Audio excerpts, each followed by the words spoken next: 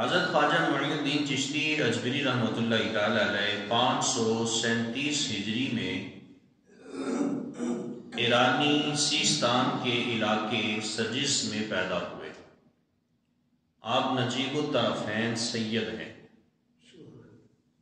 والدہ کی طرف سے آپ حسینی سید کہلاتے ہیں اور والد محترم کی طرف سے آپ حسنی سید کہلاتے ہیں۔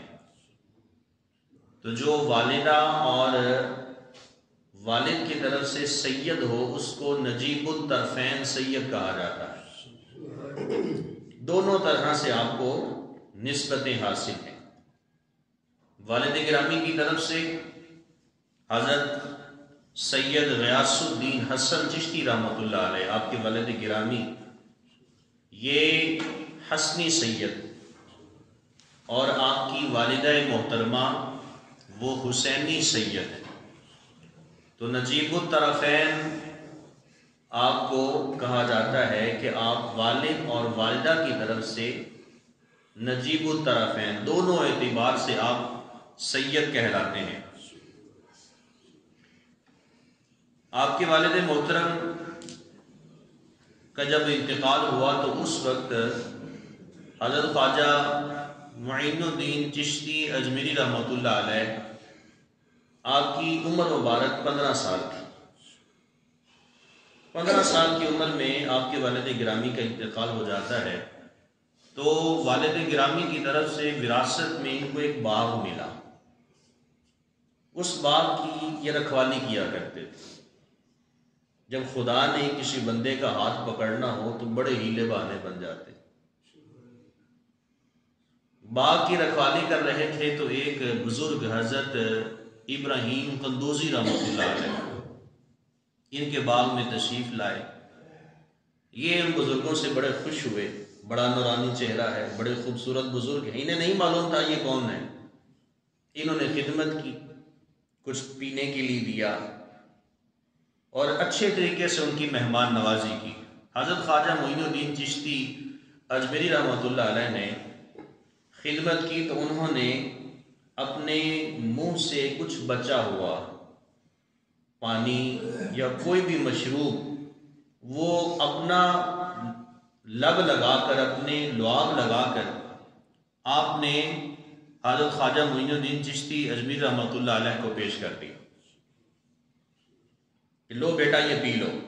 جیسے ہی انہوں نے پیا بس وہ ایک مشروب یا ایک وہ جھوٹا جو بھی پانی تھا یا شربت تھا یا کھانے کی کوئی شے تھی وہ آپ کے لبوں سے لگتے ہوئے جب آپ کے وجود میں وہ چیز سرایت کرتی گئی تو آپ کی دنیا ہی بدل گئی۔ 15 سال کی عمر میں ابھی بچہ بلوغت کے مراحل طے کر رہا ہوتا ہے تو 15 سال کی عمر میں آپ کی دنیا ہی بدل گئی۔ وہ جس باغ کی آپ رکھوالی کیا کرتے تھے، جو باغ کی طرف سے وراثت میں جو چیز ملی تھی، وہ ایک ایسی دنیا کی محبت دل سے ختم ہوئی اور رب تعالیٰ کی محبت اس قدر پیدا ہو گئی کہ آپ نے وہ باغ بیچ ڈالا اور پھر اللہ رب العالمین جل شانہ کی قرب الہی میں وہ اپنا وقت گزارنے لگے۔ حضرت خواجہ معین الدین چشتی اجمیری رحمۃ اللہ تعالی علیہ آپ نے علم دین کے لیے سفر شروع کر دیا۔ 15 سال کی عمر میں یہ بزرگ آتے ہیں، حضرت ابراہیم قندوزی رحمۃ اللہ علیہ، ملاقات ہوتی ہے، دل کی دنیا بدل جاتی ہے اور حصول علم کے لیے سفر شروع کر دیتے ہیں۔ دین کا علم حاصل کرنے کے لیے دین کا علم حاصل کرتے ہیں، ایک بڑا وقت گزارتے ہیں دین کا علم حاصل کرنے میں۔ آپ نے اپنے وقت میں بڑی بڑی کتابیں لکھی ہیں۔ یہ کوئی نذرانے والے پیر نہیں تھے، یہ کوئی روزی روٹی لینے والے پیر نہیں تھے، بلکہ یہ وہ بزرگ تھے کہ جن کے آستانے وہ ہر طرح کے لوگوں سے آباد رہا کرتے تھے۔ حضور باب اللہ شاہ رحمۃ اللہ تعالی علیہ آپ فرماتے ہیں، ایک کھڑکا دکڑ وجے دتا ہوئے چولہا، آن فقیر کھا کھا جاون راضی ہوئے گلا۔ تو فقیروں کے جو آستانے ہوتے ہیں وہاں ہر طرح کا بندہ آتا ہے۔ تو آپ نے حصول علم کے لیے سفر شروع کیا ایک طویل عرصہ آپ نے علم حاصل کرنے میں لگا دیا۔ علم حاصل کرنے کے بعد پھر آپ سلسلہ طریقت کی جانب آپ نے قدم رکھا۔ تو اس کے بعد حضرت خواجہ عثمان ہارونی رحمۃ اللہ تعالی علیہ جو سلسلہ چشتیہ کے بانی ہیں، تو سلسلہ چشتیہ کی جانب یہ رجوع انہوں نے کیا، تو حضرت خواجہ عثمان ہارونی رحمۃ اللہ تعالی علیہ آپ کے مرید ہو گئے اور 20 سال تک مسلسل اپنے مرشد کی بارگاہ میں رہے، ان کی خدمت کرتے رہے، ان سے فیض حاصل کیا۔ 15 سال کی عمر میں آپ کی دل کی دنیا بدل جاتی ہے، اس کے بعد علم حاصل کرنے کے لیے نکل جاتے ہیں۔ اس کے بعد سلسلہ چشتیہ کے بانی بزرگ، اعلیٰ ترین بزرگ حضرت خواجہ عثمان ہارونی رحمۃ اللہ تعالی علیہ آپ کی خدمت میں حاضر ہو جاتے ہیں اور وہاں سے اکتساب فیض کرتے ہیں، ان سے فیض یاب ہوتے ہیں۔ 20 سال تک آپ کی خدمت میں رہتے ہیں۔ 20 سال خدمت میں رہنے کے بعد حرمین شریفین کا سفر شروع کرتے ہیں، حج بیت اللہ کی سعادت کی حاصل کرنے کے لیے تشریف لے کر جاتے ہیں، اور پھر حرمین شریفین سے واپسی پر مختلف علاقوں سے ہوتے ہوئے، تمام تر جگہوں سے، شہروں سے، ملکوں سے ہوتے ہوئے آپ واپسی اجمیر چلے جاتے ہیں۔ اجمیر پہنچتے ہیں تو وہاں تبلیغ دین کا فریضہ سر انجام دینا شروع کر دیتے ہیں۔ طرح طرح کے ہندو، طرح طرح کے بت پرست لوگ جو بڑے بڑے اپنے اعتبار سے بہت بڑے، وہ اپنے اعتبار سے اکابر کہلاتے تھے، حضرت خواجہ معین الدین چشتی اجمیری رحمۃ اللہ تعالی علیہ نے ان بڑے بڑوں کو کلمہ پڑھا کر دامن مصطفیٰ سے وابستہ کر دیا۔ بڑے بڑے واقعات ہیں، کرامات کی جانب جاؤں گا تو وقت بہت چاہیے ہوگا۔ میں نے آپ کے سامنے آپ کی جو دعوت اسلام کی جو باتیں ہیں، جو احکامات ہیں، جو آپ کی خدمات ہیں، میں نے آپ کے سامنے ان باتوں کا ذکر کرنا ہے۔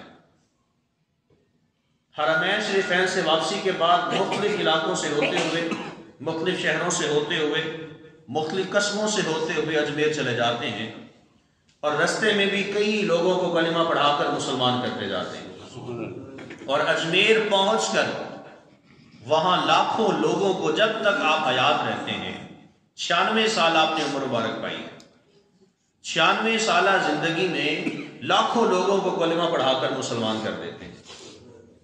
تو اس وقت بر صغیر پاک و ہند میں اگر جو شمع حاصل ہے، جو شمع اسلام کی روشن ہے، وہ حضرت خواجہ معین الدین چشتی اجمیری رحمۃ اللہ تعالی علیہ کے وسیلے سے ہے۔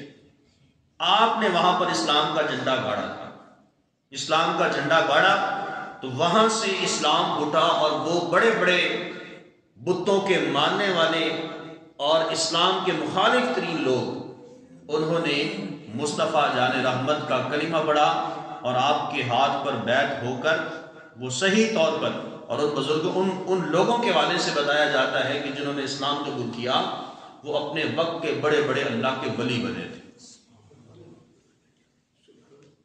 حضرت خواجہ سید معین الدین چشتی اجمیری رحمۃ اللہ تعالی علیہ، آپ نے تعظیم صحابہ بہت کی، آقا علیہ السلام کے صحابہ کے ساتھ بڑی محبت رکھتے تھے۔ یہ ہمارے اللہ والوں کی تعلیمات ہیں کہ مصطفیٰ جان رحمت کے غلاموں کے ساتھ پیار کیا جائے، اور غلام کون سے؟ جناب ابوبکر صدیق، فاروق اعظم، عثمان غنی، مولا کائنات، شیر خدا کرم اللہ تعالیٰ، وجہ الکریم، تمام اکابر صحابہ، ان کی تعظیم کرنا ان اولیاء کاملین کی تعلیمات میں یہ چیز شامل تھی۔ آپ اپنے مرشد کریم کی بارگاہ سے ہوتے ہوئے ایرانی صوبہ خراسان کے شہر سبزوار میں تشریف لائے۔ 20 سال آپ نے اپنے مرشد کی بارگاہ میں گزارے تھے۔ وہاں سے پھر آپ حرمین چلے گئے، واپسی آئے، کئی رستوں سے ہوتے ہوئے اجمیر تشریف لائے، یہاں بھی رہے۔ اس کے بعد مرشد کی بارگاہ کے درمیان بھی حاضری دینے کے بعد ایرانی صوبہ خراسان کے ایک شہر یا قصبہ سبزوار میں تشریف لائے تو وہاں ایک حاکم تھا، حکمران تھا، جس کا نام تھا یادگار محمد۔ اس نے اپنا نام رکھا ہوا تھا، بہت ہی فاسق تھا، بہت ہی معلن تھا، اعلانیہ گناہ کرتا تھا۔ اور اس کی سب سے بری بات یہ تھی کہ جس شخص کا نام ابو بکر، عمر یا عثمان یا علی ہوتا، آقا علیہ السلام کے صحابہ پر جس کا نام ہوتا، یہ ان لوگوں کو تکلیف پہنچایا کرتا تھا۔ یادگار محمد یہ اس حاکم کا نام تھا جو سبزوار کے شہر میں، یہ وہاں اس شہر کا حاکم تھا، حکمران تھا۔ حضور خواجہ صاحب رحمۃ اللہ علیہ وہاں پہنچے تو پتہ چلا کہ یہاں ایک حاکم ہے جس کا یہ نام ہے، اور وہ تعظیم صحابہ نہیں کرتا، صحابہ کرام علیہم رضوان کی عزت نہیں کرتا، بلکہ جس شخص کا نام وہ ابو بکر ہوتا ہے، عمر ہوتا ہے، عثمان ہوتا ہے، علی ہوتا ہے، کسی بھی صحابی کا نام اس بندے کا نام ہوتا ہے تو وہ اس شخص کے اوپر ظلم کرتا ہے۔ وہاں پہنچتے ہی آپ کو یہ خبر ہو گئی تو آپ اگلے ہی دن اسی جگہ پہ چلے گئے جہاں وہ شہر تھا، شہر کے قریب اس نے ایک باغ خریدا ہوا تھا، باغ میں حوض تھا، حوض کہتے ہیں کنویں کو، اور اس نے باغ میں ایک کنواں بنا رکھا تھا اور بہت ہی پرتکلف عمارت بنا رکھی تھی، بڑی عمارت، بہت بڑا کوئی محل تیار کروایا ہوا تھا، جہاں وہ اعلانیہ گناہ بھی کرواتا تھا، کرتا بھی تھا، اور شراب نوشی تو بالکل عام تھی۔ لوگوں نے منع کیا کہ حضور آپ وہاں نہ جائیں، آپ وہاں جائیں گے تو آپ کو تکلیف دے گا، تو آپ نے ارشاد فرمایا کہ میں جاؤں گا۔ آپ وہاں اگلے دن ہی چلے گئے اور آپ نے سب سے پہلے غسل کیا، غسل کر کے 2 رکعت آپ اپنے اسی جگہ سے نوافل ادا کر کے وہاں پہنچے، اس کے بعد میں جا کر بیٹھ گئے اور قرآن پاک فرقان حمید کی تلاوت کرنا شروع ہو گئے۔ ابھی تلاوت کا آغاز کر رہے تھے کہ عین اسی وقت یہ یادگار محمد جو سبزوار شہر کا حاکم تھا، بڑا ہی فاسق تھا، ظالم تھا، لوگوں نے منع کیا تھا کہ آپ وہاں نہ جائیں، کہیں ایسا نہ ہو کہ آپ کو تکلیف دے، تو آپ نے کہا نہیں میں جاؤں گا۔ آپ چلے گئے، جا کر بیٹھے، قرآن پڑھ رہے تھے تو وہ آ جاتا ہے اوپر سے، تو اس نے ابھی ایک نگاہ کے ذریعے سے حضور خواجہ صاحب رحمۃ اللہ علیہ کو دیکھا کہ یہ اتنا عالی مرتبت، اتنا خوبصورت چہرے والے بزرگ، ابھی ایک نظر سے فقط دیکھا تھا، آپ کی عظمت و شان کی تاب نہ لاتے اس کا جسم پہ کب کبھی طاری ہو گئی۔ آپ نے اس کو ایک آنکھ بھر کے دیکھا، جو اللہ والے ہوتے ہیں نا ان کی آنکھوں میں بڑی تاثیر ہوتی ہے، نگاہ ولی میں وہ تاثیر دیکھی، بدلتی ہزاروں کی تقدیر دیکھی۔ حضور خواجہ معین الدین چشتی اجمیری رحمۃ اللہ علیہ نے آنکھ بھر کے اس حاکم کو دیکھا، اس کے اوپر اتنی ہیبت طاری ہوئی، بے ہوش ہو کر گر پڑا۔ بڑی دیر کے بعد اس کو ہوش آیا تو حضور خواجہ صاحب رحمۃ اللہ علیہ نے اس سے پوچھا توبہ کر دی؟ فارسی میں پوچھا، کیا تو نے توبہ کر لی؟ تو کہنے لگا جی حضور میں نے توبہ کر لی ہے۔ کہا جی حضور میں نے توبہ کر لی ہے۔ پھر آپ نے اس کے عقیدے پہ بات کی، کہا کیا تو نے اس عقیدے سے بھی توبہ کر لی ہے کہ جو تو صحابہ کرام علیہم رضوان کا گستاخ تھا، جب تیرے سامنے کوئی ابو بکر نام کا شخص آ جاتا، عمر نام کا، عثمان نام کا، علی نام کا کوئی شخص آ جاتا تو اس کے اوپر ظلم کرتا تھا، کیا تو نے اس برے عقیدے سے بھی توبہ کر لی ہے؟ تو کہتا ہے جی حضور میں نے توبہ کر لی ہے۔ اللہ والے جو ہوتے ہیں یہ بندے کی چہرے کو، اس کی شکل کو پہچان جاتے ہیں کہ اس کے دل کے اندر کیا ہے۔ تو حضور خواجہ معین الدین چشتی اجمیری رحمۃ اللہ تعالی علیہ، آپ نے جب اس سے پوچھا نا کیا تو دیکھ توبہ کر لی؟ اس نے کہا جی حضور میں نے توبہ کر لی۔ کہا پھر پوچھا تم نے اس عقیدے سے بھی توبہ کر لی ہے جس عقیدے میں تو پہلے تھا؟ کہنے لگا جی حضور میں نے اپنے اس عقیدے سے بھی توبہ کر لی ہے۔ پہلے میرے نزدیک حضور علیہ السلام کے سارے صحابہ گستاخ تھے، اب میرے نزدیک حضور کے تمام صحابہ میری جان، مال، ایمان سب سے افضل اور اعلیٰ ہیں. اس عقیدے سے توبہ کر لو. تو آپ نے اس کو حکم دیا کہ اب تمہیں توبہ کی توفیق ہو چکی ہے، تو اب تم اچھے طریقے سے وضو کرو اور وضو کر کے 2 رکعت نفل ادا کرو. آپ نے 2 رکعت نفل ادا کرنے کا اس کو حکم دیا. 2 رکعت نفل ادا کرنے کے بعد جب وہ فارغ ہوا تو پھر اس نے آپ کے ہاتھ پر بیعت کی، مسلمان ہوا اور اس کے ساتھ ہی آپ کا مرید بن گیا. اور تاریخ نے بتایا ہے کہ وہ جو یادگار محمد تھا، جو حکمران تھا، فاسق تھا، معلن تھا، اعلانیہ گناہ کرتا تھا، اپنے وقت کا وہ بہت بڑا اللہ کا ولی بن گیا. نگاہ ولی میں وہ تاثیر دیکھی، بدلتی ہزاروں کی تقدیر دیکھی. اللہ والے جو ہوتے ہیں وہ بندے کی شکل و صورت کو دیکھ کر اس کی دل کی دنیا کو بدل ڈالتے ہیں.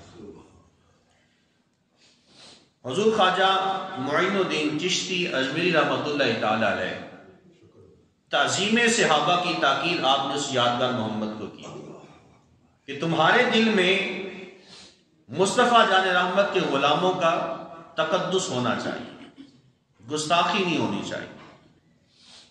حضور خواجہ صاحب رحمۃ اللہ تعالی علیہ علماء سے بڑی محبت کرتے تھے. آقا علیہ الصلوۃ والتسلیم کی حدیث آپ لوگوں نے بارہا مرتبہ سنی ہے، علماء سے سن رکھی ہے. آقا علیہ السلام نے ارشاد فرمایا جو بڑوں کا ادب نہ کرے، چھوٹوں پر شفقت نہ کرے، فلیس منا، وہ ہم میں سے نہیں ہے. اسی حدیث کے ایک اور لفظ جو پڑھنے کا اتفاق ہوا، اسی حدیث کے اگلے لفظ یہ ہیں. حضرت زید رضی اللہ تعالیٰ عنہ اسی حدیث کے دوسری روایت بیان کرتے ہیں، فرماتے ہیں کہ اسی حدیث کا دوسرا حصہ یہ ہے کہ جو علماء کو ان کا حق نہ دے، علماء کا حق نہ پہچانے، حضور نے فرمایا فلیس منا، وہ میں سے نہیں ہے. علماء کا حق کیا ہے؟ علماء کا حق یہ ہے علماء کی عزت کی جائے، ان کے ساتھ پیار محبت کی جائے، ان کی باتوں پر عمل پیدا ہوا جائے، ان کے قریب بیٹھا جائے. اس لیے کہ اللہ کا قرآن ارشاد فرماتا ہے انما یخشی اللہ من عبادہ العلماء، بے شک اللہ کے بندوں میں سے جو ڈرنے والے ہیں وہ اللہ رب العالمین جل شانہ کے نزدیک علماء کرام ہیں. قرآن بارہا مرتبہ یہ ارشاد فرماتا ہے. کہیں ارشاد فرمایا جا رہا ہے فاسألوا اہل الذکر ان کنتم لا تعلمون، کہیں ارشاد فرمایا جا رہا ہے هل يستوي الذین یعلمون والذین لا یعلمون. علماء کی شان و عظمت بیان کی جا رہی ہے. تو آقا علیہ الصلوۃ والتسلیم نے ارشاد فرمایا جو بڑوں کا ادب نہیں کرتا، چھوٹوں پہ رحم نہیں کرتا اور علماء کو ان کا حق نہیں دیتا، ارشاد فرمایا فلیس منا، وہ ہم میں سے نہیں ہے. حضرت خواجہ سید معین الدین چشتی اجمیری رحمۃ اللہ تعالی علیہ فرماتے ہیں ایک وقت میں ایک ایسا آدمی تھا جو علماء سے بڑے بغض رکھتا تھا. کسی بھی عالم دین کا اس سے سامنا ہو جاتا تو حسد کی وجہ سے، بغض کی وجہ سے علماء کا سامنا ہی نہیں کرتا تھا، اپنا منہ دوسری طرف کر لیتا تھا. تو آپ فرماتے ہیں کہ جب اس شخص کو قبر میں اتارا گیا، قبر میں اتارنے کی باری آئی، جب اس کا چہرہ کعبہ شریف کی جانب کیا جاتا تھا تو اس کا چہرہ پھر جاتا تھا. قبر میں اتارا جاتا، رکھ دیا جاتا، اس کا چہرہ قبلہ کی جانب جب کیا جاتا، ابھی اس کا چہرہ قبلہ کی جانب کرتے ہی تھے، خود ہی وہ چہرہ قبلہ سے پھر جاتا تھا. لوگ بڑے پریشان.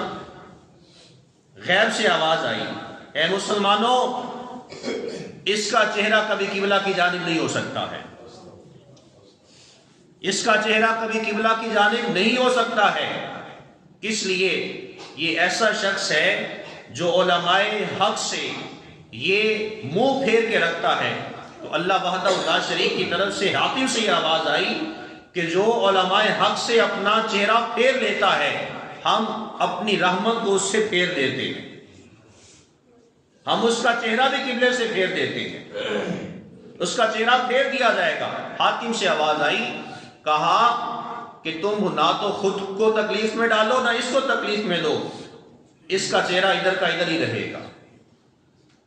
حضرت خواجہ معین الدین چشتی اجمیری رحمۃ اللہ تعالی علیہ، آپ نے یہ واقعہ بیان کر کے ایک پیغام دیا ہے کہ جو علماء سے حسد رکھتا ہے، علماء سے بغض رکھتا ہے، علماء کا دشمن رہتا ہے، علماء کا سامنا نہیں کرتا ہے، دل میں بغض و عناد پال کے رکھتا ہے، تو آپ نے ارشاد فرمایا ہے کہ وہ شخص ایسا ہے کہ جس کا چہرہ قبلے سے پھیر دیا جائے گا۔ آپ نے علماء سے محبت کی ہے، جو اللہ والے ہوتے ہیں وہ علماء سے محبت کرتے ہیں۔ تو اس بات سے یہ معلوم ہوا کہ علماء کے ساتھ محبت کرنا یہ اللہ والوں کا طریقہ ہوتا ہے۔ آقا علیہ الصلوۃ والتسلیم نے ارشاد فرمایا 4 باتوں میں سے ایک بن جاؤ لیکن 5ویں نہ بننا۔ یہ حضور کی حدیث ہے، فرمایا 4 میں سے ایک بن جاؤ لیکن 5واں نہ بننا۔ ارشاد فرمایا عالم بن جاؤ۔ دوسری بات ارشاد فرمائی اگر یہ نہیں بن سکتے ہو تو علم حاصل کرنے والے بن جاؤ۔ تیسری بات ارشاد فرمائی اگر یہ بھی نہیں بن سکتے ہو تو پھر علماء کے ساتھ محبت کرنے والے بن جاؤ۔ اور چوتھی بات ارشاد فرمائی اگر یہ بھی نہیں کر سکتے ہو تو علم سے محبت کرنے والے بن جاؤ۔ اور 5ویں بات ارشاد فرمائی کہ علماء سے نفرت نہ کرنا، اگر 5ویں بنو گے تو تم ہلاک کر دیے جاؤ گے۔ علماء سے بغض نہیں رکھنا۔ آج یہ دور ایسا ہے ہمارا جس میں لوگ علماء سے بڑی نفرت کرتے ہیں، بہت نفرت کرتے ہیں۔ اب اس کی وجوہات کیا ہوتی ہیں یہ تو وہی لوگ بہتر بتا سکتے ہیں۔ یا تو ایسا ہوتا ہے کہ جو حقیقت پر مبنی باتیں ہوتی ہیں وہ سمجھ میں نہیں آتی ہیں، وہ ہماری عقل سے مامرا ہوتی ہیں، ہمارے مطابق شریعت علماء بیان نہیں کرتے، شاید اس وجہ سے بغض رکھتے ہیں۔ اور ایک جملہ میں عرض کر کے آگے پہ چلتا ہوں۔ ہمارے یہاں ایک جملہ بولا جاتا ہے، اور جملہ یہ ہوتا ہے کہ یہ دین کو مشکل بنایا ہے تو مولویوں نے بنایا ہے۔ دین کو مشکل مولویوں نے نہیں بنایا ہے، علماء نے نہیں بنایا ہے۔ یہ اللہ کا قرآن ہے، یہ حدیث ہے، یہ قرآن ہے، یہ قول صحابی ہے، یہ سنت رسول ہے، یہ قول صحابی ہے۔ جو حکم قرآن کا ہے، جو حکم مصطفیٰ جان رحمت کا ہے، جو حکم صحابہ کرام کا ہے، جو تابعین کا ہے، تبع تابعین کا ہے، علماء وہی تو بیان کرتے ہیں۔ کوئی اپنے گھر سے شریعت تو نہیں لے کر آتے، بس مسئلہ یہ ہوتا ہے ہم اپنے مطابق شریعت چاہ رہے ہوتے ہیں، اپنے مطابق مسئلہ چاہ رہے ہوتے ہیں کہ حضرت صاحب مسئلہ بیان کر دیں تو میری روح ٹھنڈی ہو جائے، میرا سینہ ٹھنڈا ہو جائے، مجھے چس آ جائے۔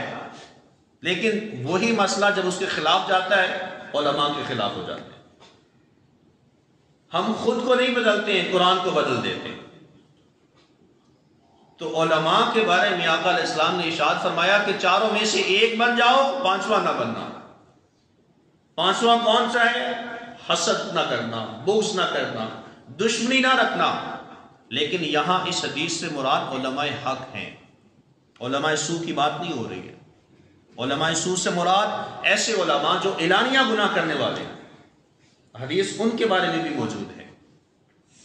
جو صحیح طور پر دین کا علم رکھنے والا ہے، دینی دنیاوی اعتبار سے اس کو دسترس حاصل ہے، جو قرآن اور سنت کا علم رکھنے والا ہے، وہ کبھی بھی آپ کو نفرت کی باتیں نہیں سکھائے گا۔ یہ بات ذہن نشین رکھیے گا۔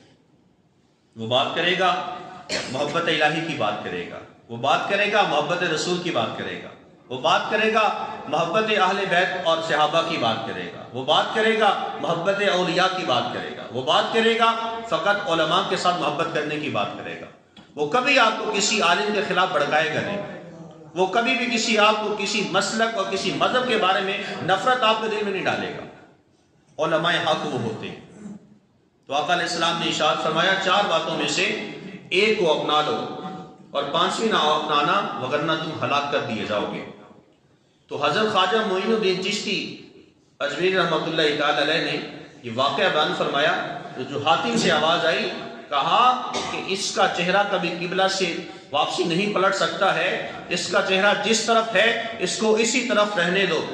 اور حاکم سے آواز آئی کہ کل قیامت کے دن ہم جب اس کو اٹھائیں گے اس کو ریچھ کی شکل میں اس کو اٹھایا جائے گا. کس لیے کہ یہ علماء سے نفرت کرتا تھا. علماء سے محبت کرے، چاہے کوئی چھوٹی مسجد کا امام ہے چاہے کوئی بڑی مسجد کا امام ہے، سب سے محبت کرے. اور علماء اہل سنت ہمارے سروں کے تاج ہیں. جہاں کہیں آپ کو کسی عالم دین کے ساتھ سامنا ہو محبت سے پیش آئیں، عقیدت سے پیش آئیں.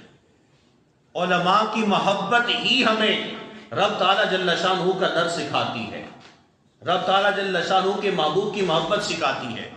آقا علیہ السلام نے ارشاد فرمایا کہ جس نے کسی فقیہ عالم دین سے مصافحہ کیا، مصافحہ سلام لیا، آقا علیہ السلام نے ارشاد فرمایا اس نے مجھ محمد عربی کے ساتھ سلام لیا. اتنی بڑی حدیث ہے، بخاری شریف کی حدیث طیبہ ہے. علماء کے ساتھ محبت کی جائے، یہ اللہ والوں کی تعلیمات ہیں. علماء اہل سنت اور اولیاء کاملین ان کی تعلیمات وہ لازم اور ملزوم ہیں. تو حضور خواجہ صاحب رحمۃ اللہ تعالی علیہ نے اتباع سنت کی بڑی ترغیب دلائی.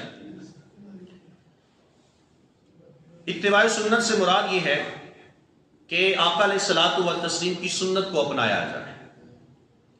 حضور خواجہ صاحب رحمۃ اللہ تعالی علیہ آپ نے لکھا ہے کہ کل میدان محشر میں بندے سے 50 مختلف مقامات پر 50 سوال کیے جائیں گے. اس سے اس کا ایمانیات سے متعلق سوال ہوگا، اللہ تعالیٰ پر ایمان سے، کہ وہ اللہ تعالیٰ کی ذات پر کس طرح سے ایمان رکھتا تھا. اگر وہ اس سوال میں کامیاب ہو جاتا ہے تو اللہ وحدہ لا شریک اس کو جنت کا حقدار بنا دے گا. اگر اس میں وہ ناکام ہو جاتا ہے اللہ اس کو جہنم کی جانب روانہ کر دے گا. پھر فرماتے ہیں کہ دوسرا سوال اس کے نماز اور فرائض سے متعلق ہوگا. نماز اور فرائض، اس سے مراد 5 وقتہ نمازیں، اور فرائض سے مراد وہ باتیں کہ جو حقوق العباد کے اندر شامل ہیں، اس کا سوال ہوگا. اگر تو کامیاب ہو جاتا ہے تو جنت کا مسافر بن جائے گا، اور اگر ناکام ہوتا ہے، سوالات میں کمی آتی ہے، تو جہنم کی جانب اس کو دھکیل دیا جائے گا. اور پھر فرماتے ہیں جو اس سے سوال ہوگا وہ آقا علیہ الصلوۃ والتسلیم کی اتباع کا سوال کیا جائے گا. حضور علیہ السلام کی سنت پر اس سے سوال کیا جائے گا کہ وہ آقا علیہ السلام کے ساتھ کس طرح سے محبت کرتا تھا. حضور نبی رحمت نور مجسم صلی اللہ علیہ وآلہ وسلم آپ کی تعلیمات میں یہ بات شامل ہے. فرماتے ہیں علیکم بسنتی وسنت الخلفاء الراشدین المہدیین. ارشاد فرمایا کہ تمہارے اوپر میری سنت کو لازم کرنا ہے، وسنت الخلفاء الراشدین المہدیین، اور خلفاء راشدین کے طور طریقے کو اپنانا ہے.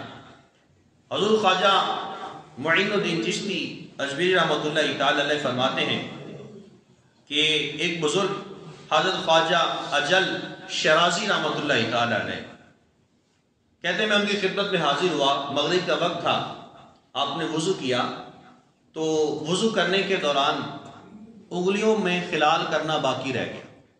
انگلیوں میں خلال نہ کر سکے، سنت ہے ہاتھ پاؤں کی انگلیوں میں خلال کرنا، یہ سنت ہے. تو کہتے ہیں کہ وضو کیا تو وضو کرنے کے دوران انگلیوں میں خلال کرنا باقی رہ گیا. تو ابھی وضو کر کے فارغ ہوئے تھے تو نماز ادا کی، مغرب ادا کر لی، عشاء کی نماز ادا کر لی. رات کو سوئے تو خواب میں ایک آواز آئی. آواز دینے والے نے کہا اجل تو کیسا امتی ہے رسول اللہ کا، تو میرے نبی سے محبت کا دعوے دار بھی ہے، میرے نبی کا امتی بھی ہے، لیکن تو نے میرے نبی کی ایک سنت کو تو نے چھوڑ دیا ہے. وہ سنت کیا تھی؟ انگلیوں میں خلال کرنا باقی رہ گیا تھا. تڑپ کر اٹھ گئے اور یہ معاملہ جو تھا حضرت خواجہ معین الدین چشتی اجمیری رحمۃ اللہ تعالی علیہ کو بتایا. تو آپ نے فرمایا کہ میں نے اب سے قسم اٹھا لی ہے کہ نبی علیہ الصلوۃ والتسلیم کی کسی ایک سنت کو بھی میں تا دم آخر جب تک میں دنیا سے چلا نہیں جاتا ہوں آقا علیہ السلام کی ایک بھی سنت کو نہیں چھوڑوں گا. میں ساری سنت آقا علیہ السلام کی ادا کروں گا. پھر کئی مرتبہ حضور خواجہ صاحب رحمۃ اللہ علیہ کی ملاقات جب ان سے ہوتی نا، ہر وقت افسردہ بیٹھے ہو، پریشان بیٹھے ہوتے. اور پریشانی کے عالم میں ہوتے. آپ سے پوچھا جاتا کہ ہوا کیا ہے؟ کہا کہ وہ ایک دن جو میرے ساتھ معاملہ ہوا تھا، مغرب کی نماز کے لیے وضو کیا تھا، انگلیوں میں خلال کرنا باقی رہ گیا تھا. میں اس وجہ سے پریشان ہوتا ہوں کہ اللہ کی بارگاہ میں جا کر، مصطفیٰ جان رحمت کی بارگاہ میں جب مجھے بھیجا جائے گا تو میں حضور کو جا کے کیا منہ دکھاؤں گا؟ میں نے ان کی ایک سنت کو ترک کر دیا. تو جو اللہ والے ہوتے ہیں وہ آقا علیہ السلام کی تمام تر سنتوں کے داعی ہوتے ہیں، تمام تر سنتوں پر عمل پیرا کرنے والے ہوتے ہیں. حضور خواجہ صاحب رحمۃ اللہ علیہ نے ساری زندگی شادی نہیں کی، شادی نہیں کی. تو ایک رات سوئے تو خواب میں اللہ وحدہ لا شریک نے آپ نے پیغام دیا، معین الدین. معین کا مطلب ہوتا ہے مدد کرنے والا، دین سے مراد دین. کہا معین الدین تم نے میرے دین کی بڑی خدمت کی ہے، لیکن تم نے میری ایک سنت کو چھوڑ دیا ہے. میں چاہتا ہوں میری وہ سنت بھی ادا کرنا. در حقیقت وہ آواز مصطفیٰ جان رحمت کی طرف سے آپ کو لگائی گئی، اور وہ سنت کیا تھی؟ آپ نے ابھی تک شادی نہیں کی. تو آپ نے پہلی شادی کی، ان کا وصال ہو گیا، اور پھر دوسری شادی کی. 2 آپ نے شادیاں کی. آپ کے 3 بیٹے حضرت خواجہ فخر الدین چشتی رحمۃ اللہ تعالی علیہ، حضرت خواجہ حسام الدین چشتی رحمۃ اللہ علیہ، اور حضرت خواجہ ضیاء الدین ابو سعید چشتی رحمۃ اللہ تعالی علیہ. 3 بیٹے آپ سے پیدا ہوئے، اور ایک بیٹی دختر نیک اختر حضرت سیدہ حافظہ جمال رحمۃ اللہ تعالی علیہ پیدا ہوئے. 3 بیٹے اور ایک بیٹی اللہ وحدہ لا شریک نے حضرت خواجہ معین الدین چشتی اجمیری رحمۃ اللہ تعالی علیہ کو عطا فرمائی. اب یہاں بات سنت پر میں کر رہا ہوں کہ ایک سنت جو آپ کی رہ گئی تھی، وہ آپ کو غیب سے آواز دی گئی کہ آپ کی یہ سنت باقی ہے. آپ تمام تر سنتوں کے داعی ہیں، تمام سنتوں پر عمل پیرا ہوتے ہیں، لیکن میری یہ سنت بھی ادا کیجیے. تو جو اللہ والے ہوتے ہیں وہ در حقیقت وہ اتباع رسول کے داعی ہوتے ہیں. حضور نبی رحمت نور مجسم صلی اللہ علیہ وسلم، آپ کے یہ تمام تر غلام جنہوں نے صحابہ کے ساتھ محبت کی، علم حاصل کیا، اولیاء سے محبت کی، یہ در حقیقت ہمارے لیے ایک سبق ہے. جیسے میں نے گفتگو کے شروع میں ایک حاکم کا میں نے ذکر کیا تھا، حکمرانوں کی اصلاح بھی اللہ والے کرتے رہے. یادگار محمد کا نام میں نے آپ کے سامنے ذکر کیا تھا. اس یادگار محمد کو حضور خواجہ صاحب نے وہ توبہ طائب کروایا، اپنے اعلانیہ گناہ جہاں وہ کیا کرتا تھا اس سے اس کو توبہ کروائی. صحابہ کا وہ منکر تھا، اس سے اس کو توبہ کروائی. تو حکمرانوں کی اصلاح کرنا بھی یہ اللہ والوں کا کام ہوتا ہے. حضرت سیدنا ابو حفص عمر بن عبدالعزیز رضی اللہ تعالیٰ عنہ کا دور خلافت تھا. تو آپ کے دور خلافت میں بکریاں اور بھیڑیے وہ اکٹھے چرا کرتے تھے. مجال ہے کہ کوئی بھیڑیا کسی بکری کو کھا جائے، اتنا ڈر تھا. وہ بڑے حکمران تھے، ہمارے حکمرانوں کی طرح نہیں تھے. وہ بڑے اللہ وحدہ لا شریک کے ماننے والے تھے، خوف خدا رکھنے والے وہ حکما تھے. ان کی تو حاکمیت کے چرچے کتابوں کے اندر موجود ہیں، کتابیں پڑھیں گے تو سمجھ آئیں گے. حضرت عمر بن عبدالعزیز رضی اللہ تعالیٰ عنہ کے دور خلافت میں بکریاں اور بھیڑیے اکٹھے ایک ہی جگہ وہ چرا کرتے تھے. مجال ہے کہ کوئی بھیڑیا کسی بکری کو کھا جائے. تو ایک دن کسی کو خبر ہو گئی کہ ایک بھیڑیے نے ایک بکری کو کھا لیا ہے. لوگوں میں معروف ہو گیا کہ لگتا ہے آج عمر بن عبدالعزیز کا انتقال ہو گیا ہے. لوگوں میں معروف ہو گئے، بات پھیل گئی کہ آج بھیڑیے نے بکری کو کھا لیا ہے. کھایا ہے تو کیوں کھایا ہے؟ معروف ہو گیا کہ آج عمر بن عبدالعزیز کا انتقال ہو گیا ہوگا. جا کر معلوم ہوا کہ حقیقتاً بھی عمر بن عبدالعزیز رضی اللہ تعالی عنہ آپ دنیا سے پردہ فرما گئے. تو آقا علیہ الصلوۃ والتسلیم آپ کے جو اولیاء ہیں، جو غلام ہیں، انہوں نے حکمرانوں کی بھی تربیت کی ہے، حکمرانوں کی بھی اصلاح کی ہے. آقا علیہ الصلوۃ والتسلیم آپ نے ارشاد فرمایا کہ آقا علیہ السلام کی خدمت میں ایک صحابی حاضر ہوئے. انہوں نے یہ سوال کیا تھا، حضور قیامت کب آئے گی؟ مجھے بتائیے قیامت کب آئے گی؟ متی الساعہ، حضور قیامت کب آئے گی؟ آقا علیہ السلام نے ارشاد فرمایا فَإِذَا ضُيِّعَتِ الْأَمَانَةُ فَانْتَظِرِ السَّاعَةَ، کہا کہ جب امانت کو ضائع کر دیا جائے تو سمجھ لو کہ قیامت آ جائے گی، پھر قیامت کے آنے کا انتظار کرنا. تو صحابہ نے سوال کیا، وہ شخص جو سوال لے کر آیا تھا انہوں نے بھی کہا کہ حضور امانت کو ضائع کرنے سے مراد کیا ہے؟ تو آقا علیہ السلام نے ارشاد فرمایا کہ جب نااہل لوگ ان کو منصب پر بٹھا دیا جائے تو پھر تم اللہ وحدہ لا شریک کی طرف سے قیامت کا انتظار کرنا. تو نااہل لوگ جب منصب پر آ کر بیٹھ جائیں گے تو پھر فرمایا کہ فانتظر الساعہ، تم نے امانت کو ضائع کر دیا ہے، اب قیامت کا انتظار کرو. تو اللہ والے جو تھے یہ ہر وقت میں جب تشریف لائے، بڑے بڑے حکمرانوں کو انہوں نے جو اپنے اعتبار سے بہت وڈیرے کہلاتے تھے سب کو راہ دین کی جانب لگا دیا، راہ راست پر لے کر آئے، حق اور سچ کی بات ان کو بتائی، قرآن و سنت کا راستہ دکھایا. آج لوگ سوال کرتے ہیں نا کہ مولویوں کو سیاست میں نہیں آنا چاہیے، در حقیقت یہ جملہ ہی غلط ہے.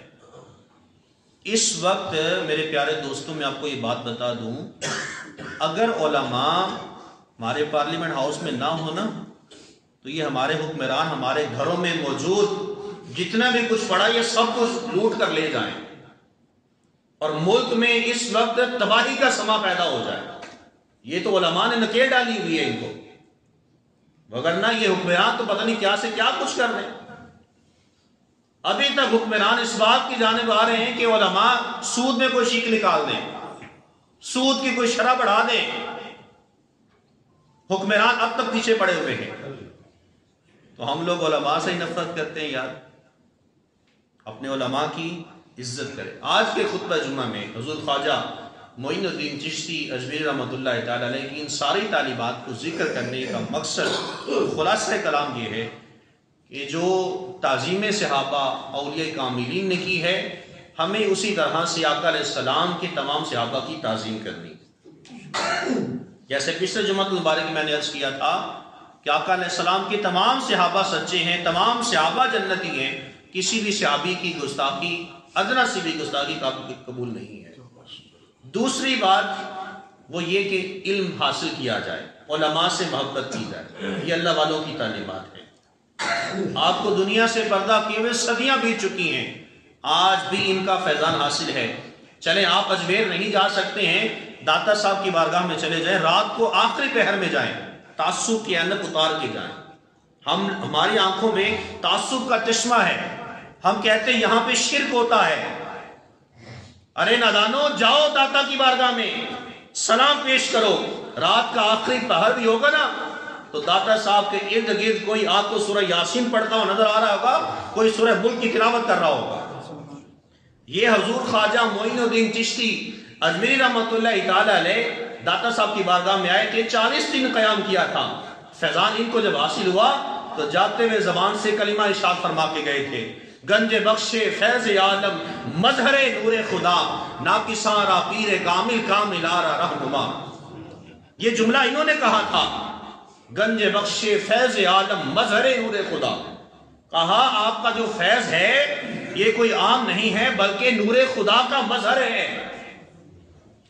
یہ جو گنج آپ نے پھیلا رکھا ہے یہ کوئی عام نہیں ہے، آپ سے ہر ایک مستفید ہوتا ہے. گنج بخش فیض عالم مظہر نور خدا، ناقصاں را پیر کامل. کہا کہ آپ ناقصوں کے پیر کامل ہیں اور کامل آرا رہنما، اور جو کامل لوگ ہیں، کامل پیر ہیں، اکمل پیر ہیں، صحیح طور پہ پیر ہیں، آپ ان کے بھی راہبر ہیں. یہ انہوں نے کہا تھا، یہ ان کی تعلیمات ہیں، انہوں نے محبت کی ہے. تو جب بھی اللہ والے کی بارگاہ میں کبھی جائیں تو تعصب کی اینک اتار کے جائیں. پہلی بات تو یہ کہ ہم داتا کی بارگاہ میں جاتے ہی نہیں ہیں، گرو نانک چلے جاتے ہیں اور ٹوپیاں یہ پا کے. اب بڑے بڑے نوجوان یونیورسٹی پڑھنے والے بڑے بڑے لوگ گرو نانک چلیے جی، اچھا مندر چلے جاتے ہیں، داتا کی بارگاہ میں نہیں جائیں گے. داتا صاحب رحمۃ اللہ علیہ لاہور تشریف لائے تھے، اتنے ہندوؤں کو آپ نے کلمہ پڑھا کے مسلمان کر دیا تھا اور داتا کی نگری میں رہنے والے لوگ ہندوؤں کے مندروں پہ جا رہے ہیں. شرم سے ڈوب مرنے کا مقام نہیں ہے یار. ہم لوگ یہاں سے کسی دوسرے شہر میں چلے جاتے ہیں نا, لوگ ہم سے آ کے ملاقاتیں کرتے ہیں, ہمارے ہاتھ چومتے ہیں, ہمارے پیشانیوں کو بوسہ دیتے ہیں. کہاں سے آئے؟ داتا کی نگری سے بندہ آیا ہے. ہم سے اتنی محبت کرتے ہیں لوگ. آپ کے ساتھ بھی کرتے ہیں. آپ جب کسی کے پاس کوئی ملنے کے لیے جائے نا تو وہ جملہ یہ نہیں کہتے لاہور سے آیا ہے, وہ کہتے داتا کی نگری سے آیا ہے. اتنی محبت یار ان اولیاء کے صدقے سے. اور ہم داتا کی بارگاہ میں نہیں جاتے, ہم گرو نانک چلے جاتے. ننکانہ صاحب حاضری ہوتی ہے جناب, مسجد میں آتے ہیں, یہاں سر پہ ٹوپی بھی نہیں ہوتی ہے, اور وہاں جاتے ہیں تو وہ پٹکا سا باندھ کر, ہمارے حکمران بھی وہاں جاتے ہیں. معذرت کے ساتھ میری باتیں بڑی کڑوی ہیں, کتنے حکمران وہاں جا کے جاتے ہیں, حاضری دیتے ہیں وہاں جا کر. کبھی کسی نے داتا صاحب حاضری دی؟ ذروہ سے پاک کے دربار پہ گیا, خواجہ معین الدین چشتی کے بارگاہ میں گئے, بابا فرید الدین کی بارگاہ میں گئے؟ نہیں گئے. جاتے ہیں تو انہی کے پاس جاتے ہیں جہاں سے کچھ بھی نہیں ملنا ہے. تو میرے پیارے دوستو, اللہ والوں کی بارگاہ میں حاضری دیا کریں. یہ اللہ والوں کی تعلیمات ہیں. اللہ مجھے اور آپ سب کو ان کی تعلیمات پر عمل پیرا ہونے کی توفیق عطا فرمائے.